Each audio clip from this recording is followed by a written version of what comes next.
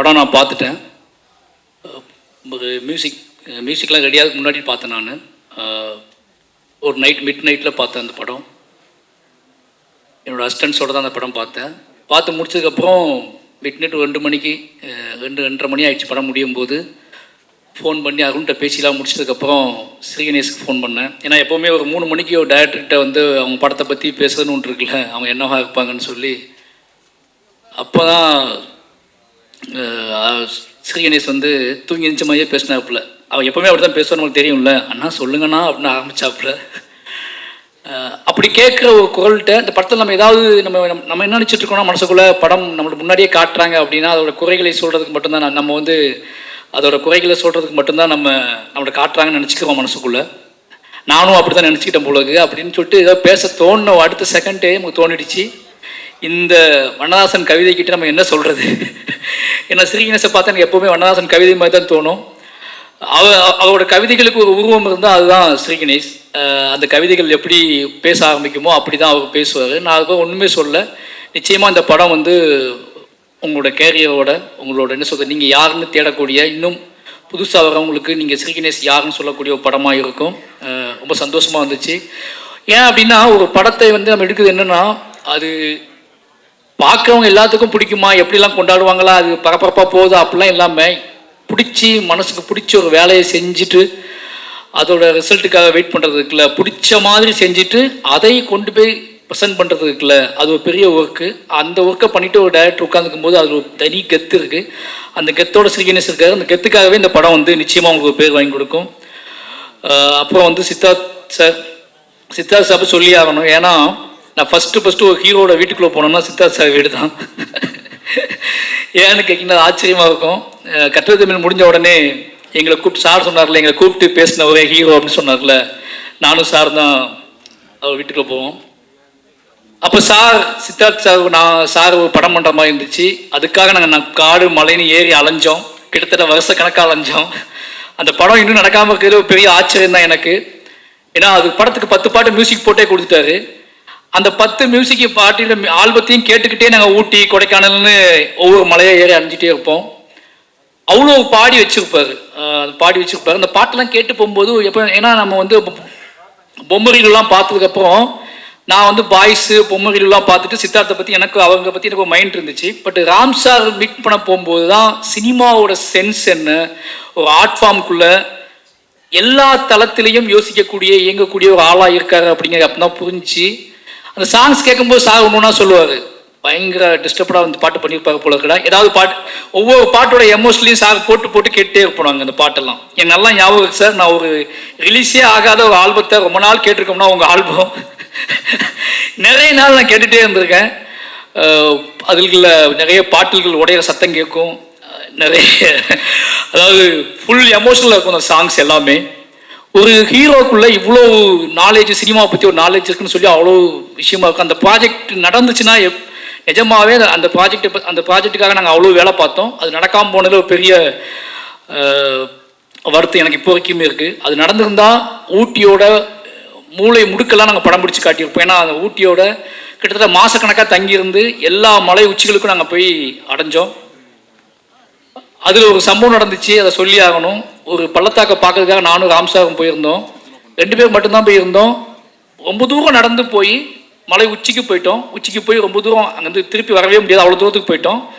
Siddharth sir படத்துக்கு தான் போய் உட்காந்துருக்கும் போது அது பள்ளத்தாக்கு மூடி இருந்துச்சு பயங்கரமாக. அது எப்போ ஓப்பன் ஆகுமே தெரிலன்னு சொல்லிட்டு இருந்தோம்.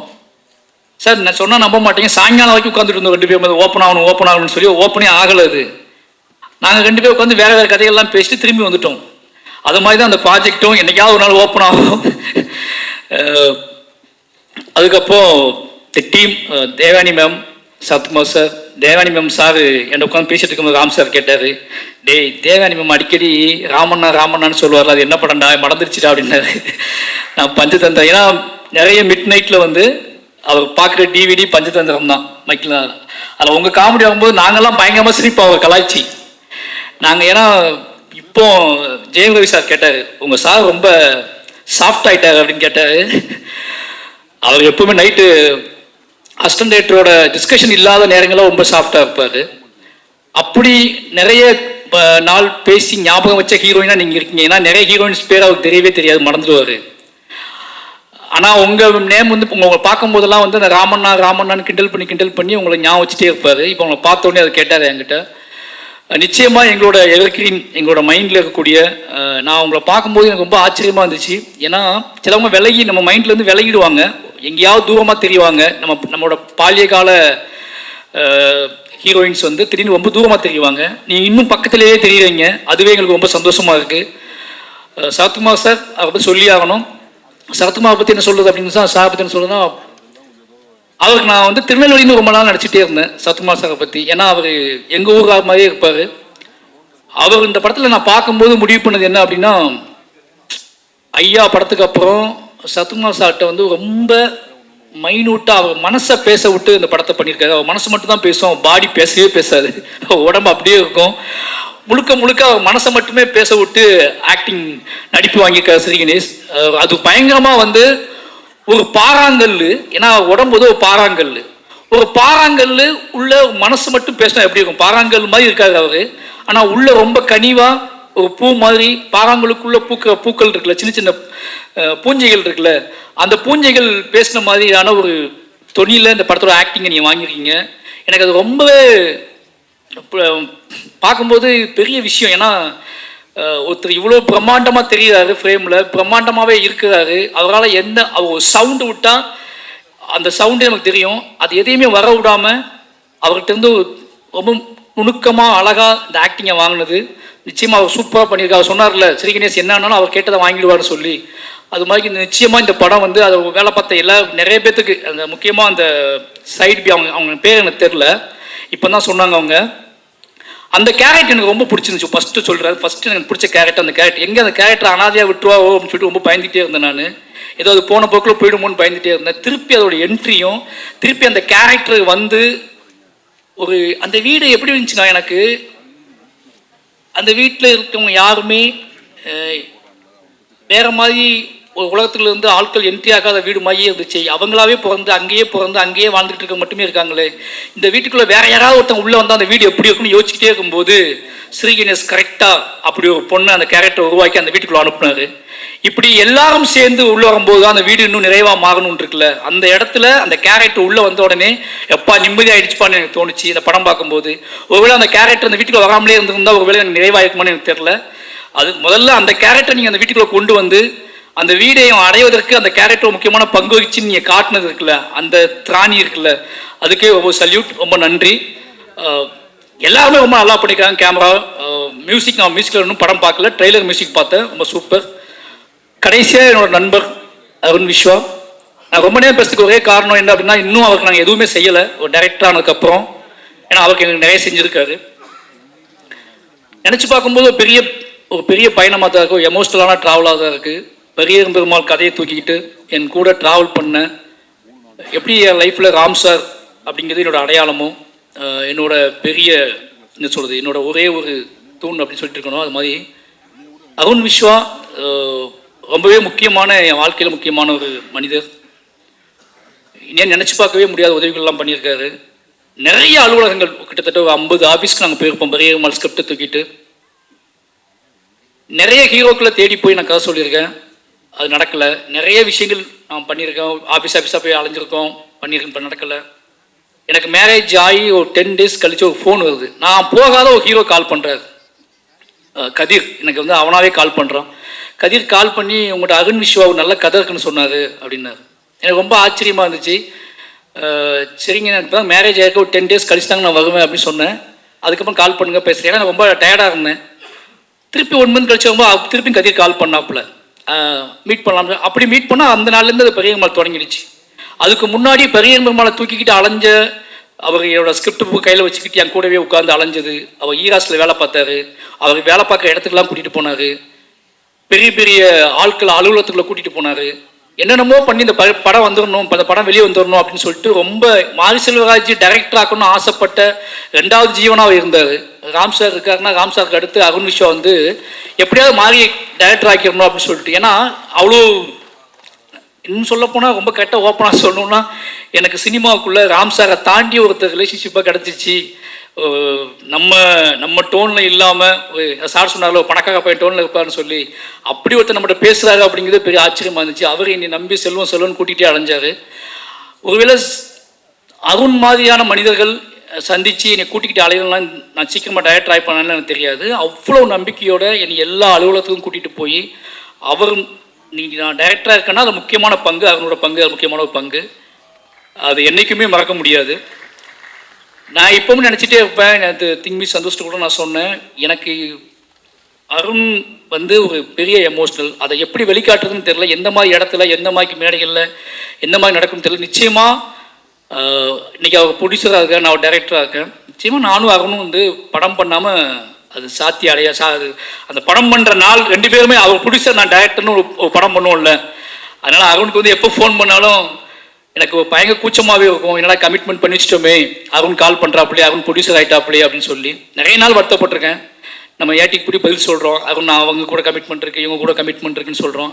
நிச்சயமாக அருண் கூட ஒரு கமிட்மெண்ட் எப்போவுமே நிரந்தரமான ஒரு கமிட்மெண்ட் இருக்குது. எவ்வளோ சிக்கல்கள் இருந்தாலும் அருண் கூட படம் பண்ணிட்டு தான் சினிமா விட்டு போகணும் அப்படிங்கிறத ரொம்ப தெளிவாக இருக்கேன். அருண் நிச்சயமாக அதில் எந்த மாற்றுக்கருத்தும் கிடையாது. நீ எப்படியாவது ஒரு படம் அவங்க கூட பண்ணியே ஆகணும். 2 பேரும் சேர்ந்து ராம் சார் நீங்கள் நானும் 3 பேர் நின்று அந்த படம் ஒரு பெரிய வெற்றி அடைகிற படமாக நிச்சயமாக உங்கள் லைஃப்பில் நீங்கள் சந்தோஷப்படுக்க நம்ம நட்பை கொண்டாடக்கூடிய ஒரு நாளாக அந்த நாள் இருக்குன்னு நினைக்கிறேன். எனக்கு என்ன சொல்லணும்னு தெரியல, ரொம்ப எமோஷ்னலாக இருக்குது. ஏன்னா உங்கள் அம்மா அப்பா தெரியும், எனக்கு உங்கள் வீடு தெரியும். நிஜமாகவே எங்களுக்கு நடக்கக்கூடிய எங்களுக்கு கிடைக்கக்கூடிய மேடைகள் எல்லாமே நல்லா பார்த்தீங்கன்னா நாங்கள் போகிற மேடைகள் எல்லாமே ஏதோ வகையில் எமோஷ்னலான மேடையாக இருக்கும். நிறைய பேர் என்கிட்ட கேட்பாங்க, என் ஒய்ஃப்லாம் கேட்பாங்க, என்ன எப்போ முதல்ல எமோஷ்னலாக பேசுகிறேன்னு. கீழே ஒன்றா விளையாண்டு தெருவில் சண்டை போட்டு நடக்குமா நடக்காது. இப்போ இந்த கனவெல்லாம் நிஜமாக ஒரு பாட்டு ஓடிச்சில்ல, அந்த பாட்டு மாதிரி நிறைய கனவு கண்டு அங்கே நின்று இங்கே நின்று நிறைய ஆடியோ லான்ச்சை பார்த்து பேசி நமக்கு நடக்குமா ஆகணும் அப்படிலாம் கனவோடு நெளிஞ்சு அலைஞ்ச ஆட்கள். நான் ஏறுற மேடை பாதி மேடை அப்படி கனவோடு நம்ம கூட இருந்து ரொம்ப வாழ்க்கையில் ஜெயிப்போமா தோப்பமானு யோசிச்சுக்கிட்டு இந்த மனுஷனே ஜெயிச்சிருக்காங்க இப்போ. அதனால எல்லா மேடைகளுமே ரொம்ப எமோஷனல் மேடை ஆகிடுது. இன்றைக்கி பாருங்க, இன்றைக்கி வந்து இன்றைக்கி ராம்சார் படத்தோட ஆடியோ லான்ச் நடக்குது, அருண் படத்தோட ஆடியோ லான்ச் நடக்குது. 2 படம் ஒரே டேட்டில் ரிலீஸ் ஆகுது. நான் அவன்கிட்ட கேட்டேன் அருண் என்ன அருண் ஒன்றும் ஒரே டேட்டில் ரிலீஸ் ஆகுது அப்படின்னு. அது உண்மையாகவே இந்த மாதிரியான நாட்கள்லாம் நாங்கள் இயங்கியிருக்கோம். நிச்சயமாக அருண் மேலே ஒரு பொறாமையும் பெருமையும் இருக்குது. என்ன பெருமை அப்படின்னா, இந்த மாதிரி ஒரு படத்தை எடுத்துட்டு தைரியமாக கெத்தாக அவர் வந்து என்னன்னா இன்னும் வந்து ஒரு அவர் நினச்சா எந்த மாதிரி இப்போ இங்கே பேசின 10 டைரக்டரும் ஃப்ரெண்ட்ஸ் தான், எல்லாருமே ஃப்ரெண்ட்ஸ். சினிமாவில் ஃப்ரெண்ட் இல்லாத ஆளே கிடையாது, எல்லாத்தையும் ஃப்ரெண்டு. ஜெயிக்கணும் பணம் சம்பாதிக்கணும் மட்டுமே நோக்கமாக வச்சு எப்படியாவது படங்கள் பண்ண முடியும். ஆனால் குவாலிட்டி என்னோட படம் அருணோட படம் இது, அருண் சாந்தி டாக்கீஸோட படம் இது அப்படின்னு சொல்கிற மாதிரி படங்களை பண்ணணும்னு சொல்லிட்டு அவ்வளோ ஆசைப்படக்கூடியது அருண் தான். அதோட பெரிய விஷயம். அப்போ இன்னொரு முக்கியமான விஷயம் என்ன அப்படின்னா, எல்லாருமே அருணை வந்து சொல்கிற விஷயம் என்ன தெரியுமா, அவள் செலவு பண்ணுறான், பயங்கரமாக சினிமாவை நேசிப்பான், சினிமா பேஷன், சினிமாவுக்காக என்ன வேணாலும் பண்ணுவான், சினிமாவுக்காக அது ஒன்று போதும். ஏன்னா ராம் சாரே சொல்லுவார், என்னடா அவன் இவ்வளோ பண்ணுறான் சினிமாவுக்காக அப்படின்னு சொல்லி. அருண் நிச்சயமாக உங்கள் மனசுக்கு சொல்கிறேன், உங்களோட இதுக்காகவே சொல்கிறேன், நிச்சயமாக நீங்கள் ஜெயிச்சுட்டே இருக்கணும்.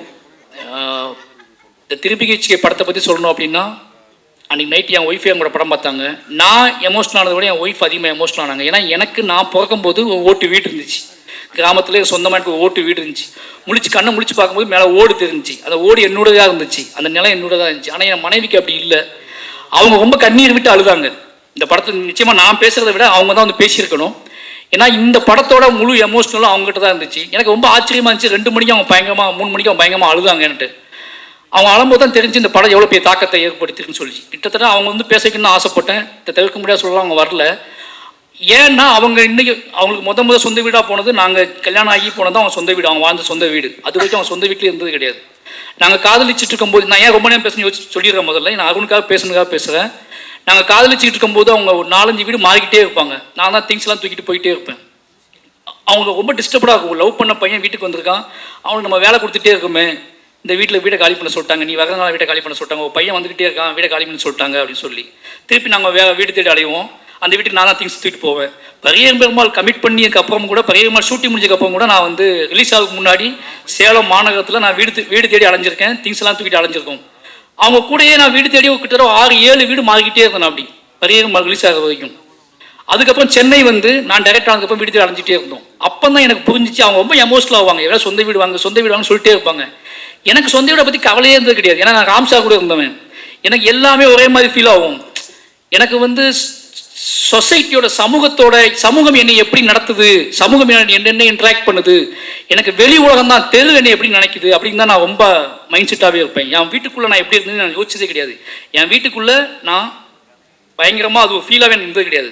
என் வீட்டில் நான் வந்து தூங்குவேன், எழுந்துச்சு போவேன். அதனால் வீடை பற்றி எனக்கு எந்த கனவுமே இருந்தது கிடையாது. சமூகத்தை பற்றியான கனவு தான் அதிகமாக இருந்தது. ஆனால் என் ஒய்ஃபுக்கு வீடு பற்றியான கனவு அதிகமாக இருந்திருக்கு. அதுக்கு காரணம் அவங்க 3 பேருமே பெண்கள், அப்பா இல்லை. 3 பெண்களுக்கு ஒரு நிலையான வீடு ரொம்ப எமோஷனலாக இருந்திருக்கு. அதனாலே அவங்க வீடு வாங்க சொல்லிட்டே இருப்பாங்க.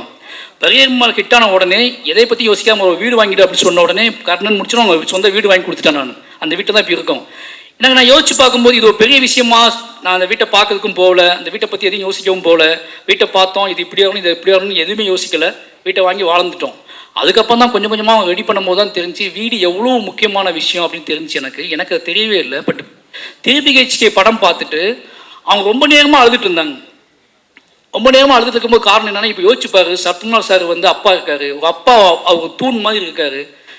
ஒருவேளை சரத்குமார் சார் இல்லாமல் எங்கள் அம்மா மட்டும் யோசிச்சுப்பாரு எப்படி இருக்கு இந்த கதை அப்படின்னு சொல்லி. எங்கள் அம்மா மட்டும் தான் இருந்தாங்க அப்படின்னு சொன்னாங்க. எனக்கு அப்போ தான் புரிஞ்சிச்சு ஒரு கூட்டோட வேல்யூ. இப்போ சார் சொன்ன மாதிரி இந்த வீட்டில் நம்ம இறந்து போனதுக்கப்புறம் இந்த வீட்டுக்குள்ள தான் நம்ம பிள்ளைங்க இருப்பாங்க, இந்த வீட்டுக்குள்ள தான் நம்ம பிள்ளைங்க விளையாடுவாங்க அப்படிங்கிற பார்த்துட்டு நம்ம போகிற உணர்வு இருக்குல்ல. அப்போ தான் எனக்கு புரிய ஆரம்பிச்சிச்சு. நானே அருண்கிட்ட ஃபோன் பண்ணி, அருண் நான் வந்து இந்த படத்தை நான் ஒரு பாயிண்ட் ஆஃப் வியூவில் பார்த்தேன், என் ஒய்ஃப் ஒரு பாயிண்ட் ஆஃப் வியூவில் பார்த்துருக்காங்கன்னு சொல்லி அது மிட் நைட் நான் பேசிகிட்டே இருந்தேன். நிச்சயமாக இந்த படம் நேர்மையான கலைஞர்களால், நேர்மையான டீமால் ரொம்ப எமோஷனலாக, ரொம்ப நெருக்கமாக மக்களை நம்பி எடுக்கப்பட்ட படம். இந்த படம் நிச்சயமாக சொல்கிறேன், இந்த படம் மக்களை நம்பி எடுக்கப்பட்ட படம், மீடியாக்கள் நம்பி எடுக்கப்பட்ட படம். ஒவ்வொரு சராசரி மனுஷனோட கனவு ஒவ்வொரு சார்ந்ததா விஷயமா இருக்கும். அப்படி ஒரு பெரும் கனவை நம்பி வாழக்கூடிய நிறைய குடும்பங்களை பற்றியான கதை. நிச்சயமாக இந்த படத்தை மக்கள் தியேட்டரில் வந்து ஜூலை 4 ரிலீஸ் ஆகுது. ஒவ்வொரு மக்களுமே, ஒவ்வொரு மனுஷங்களுமே ஏதோ இப்போ டூரிஸ்ட் ஃபேமிலி ஹிட் ஆகிருக்கு.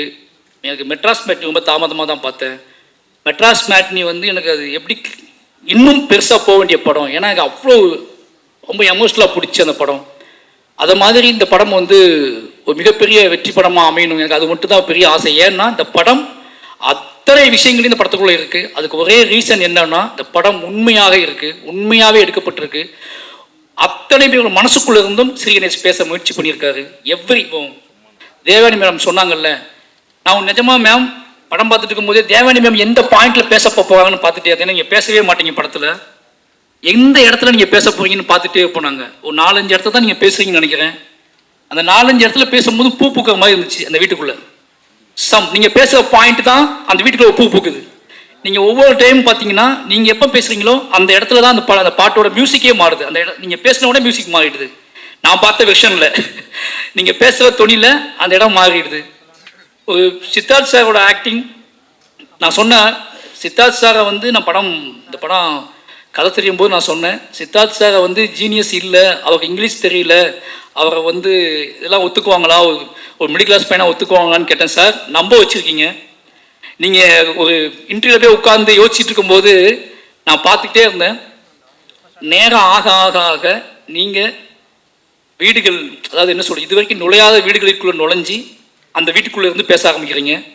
உங்களோட ஆக்டிங்கும் உங்களோட சென்சிபிளும் இந்த கதையோட நேர்மையை நீங்கள் புரிஞ்சுக்கிட்டதுனால தான் ஏதோ வகையில் அதை தென்பட்டுக்கிட்டே இருக்கு. எனக்கு ஃபஸ்ட்டு நான் பயந்தேன், ஓப்பனாக சொல்லணும்னா இது எப்படி இந்த வீட்டுக்குள்ளே எப்படி சித்தார்த் செட் ஆவாங்க அப்படின்னு நினச்சிக்கிட்டே இருந்தேன். ஆனால் அது நீங்கள் தெருவில் அலையும் போது, உட்காரும்போது, அப்பாவை பார்க்காம குனிஞ்சிக்கிட்டு நடந்து வரும்போது அப்போ தான் புரிய ஆரம்பிச்சு. ஏன்னா எனக்கு அப்படி கிடையவே கிடையாது லைஃபு. நான் ரொம்ப நிமிர்ந்து அலைஞ்ச பையன், ஒரு மாதிரி வீட்டுக்குள்ளே வேற மாதிரி இருப்பேன். வீட்டுக்குள்ளே வாழ்கிற அந்த மிடில் கிளாஸ் பசங்களோட மைண்ட் செட் இருக்குல்ல, அதை இப்போ இந்த படத்தில் தான் நான் ஃபஸ்ட் டைமாக லைவாக பார்க்குறேன்.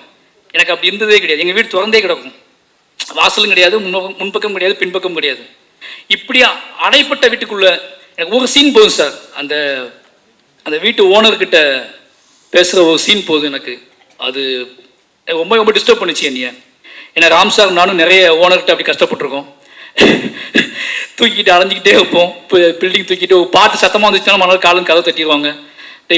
உங்கள் பாட்டு போட்டதுக்கெலாம் நாங்கள் வீட்டை காலி பண்ணியிருக்கோம், ஓகேங்களா. அவர் செல்லா மூட பயங்கரமாகி சித்தார்த்து பாட்டு போடுறான்னு சொல்லிட்டு பெருசாக போட்டுவிட்டு சவுண்டு வச்சு விட்ருவாரு. மறுநாள் காலை வந்து வீட்டை காலி பண்ண சொல்லிடுவாங்க. இப்போ திங்ஸை தூக்கிட்டு வேறு வீட்டுக்கு போவோம். ஏதோ வகையில் இந்த படம் அருணுக்காக, வெறுமன அருணுக்காக மட்டும் இல்லாமல் அருண் போன்றே டைரக்டர், அருண் மாதிரியே ஹீரோ, இது எல்லாருமே சேர்ந்து அமைஞ்சிருக்காங்க. நிச்சயமாக இந்த படம் மிகப்பெரிய வெற்றி அடையணும். எப்படி குறிஞ்சி பூக்களை அது நம்பி குட்டி குட்டியாக இந்த மாதிரி விஷயங்களை நம்பி, மக்களை நம்பி ஒருத்தர் உழைச்சி இவ்வளோ நாள் உழைச்சி அதை கொண்டு வந்து கொடுக்கறது முழுக்க முழுக்க மக்களை நம்பி மட்டும்தான். வேலை பார்க்கும் போதே நிறைய பேர் சொல்லுவாங்க இது ஒர்க் அவுட் ஆகுமா ஆகாதா அப்படின்னு நிறைய பேர் பேசுவாங்க. ஆனால் அதையும் தாண்டி ஒரு கிரியேட்டர் நினைக்கிறது மக்கள் இருக்காங்க, மக்கள் ஏதோ உனக்கு இயங்குறாங்க, அவங்களுக்கு நம்ம இதை கொடுப்போம், அவங்க சொல்லட்டும் நம்பி தான் எடுக்கிறாங்க. அப்படி எடுக்கப்பட்ட படம் PH நிச்சயமாக இந்த மக்கள் கொண்டாடுவாங்க நம்புகிறேன். அப்படி ஒரு பெரிய வெற்றியில் உங்களை சந்திக்கிறேன். நன்றி. தேங்க்யூ. சுவாதி உண்மையிலே சுவாதி எங்கள் வீட்டில் ஒருத்தங்க மாதிரி தான். சுவாதி ஏன்னா அருண் அழகு, ரொம்ப அருண் எப்போவுமே ரொம்ப அழகாக இருப்பார். சுவாதியோட இருக்கும்போது மட்டும் அருண் ரொம்ப அழகாக தெரிவார். ஏன்னா அருணுக்குள்ளே அருண் என்ன மாதிரி கேரக்டர்னு நமக்கு தெரிஞ்சுக்கணும் ஆசைப்பட்ட சுவாதியை பார்த்தா தெரிஞ்சிடும். சுவாதி தான் அருண். ரொம்ப சந்தோஷம் சுவாதி, நீங்கள் தயாரிப்பாளராக நீங்கள் வந்து இருக்கிறதுக்குள்ள ரொம்ப சந்தோஷம். ஏன்னா நானும் என்னோட மனைவியை தயாரிப்பாளர் ஆக்கியிருக்கேன், அருணும் தயாரிப்பாளர் ஆக்கியிருக்காங்க. ராம் சார் ஏதோ எல்லாரும் நினச்சிட்டு இருக்காங்க ராம் சார் பண்ண பிரம்மாண்டங்கள்ல நாங்களாம் இருக்கோம். இது எல்லாமே ராம் சாரால் நிகழ்ந்தது. அப்படி நிகழ்த்தப்பட்ட ரெண்டு பேர் வெற்றியாளர்கள் தான் நானும் அருணும். ரொம்ப நன்றி சுவாதி. தேங்க்யூ.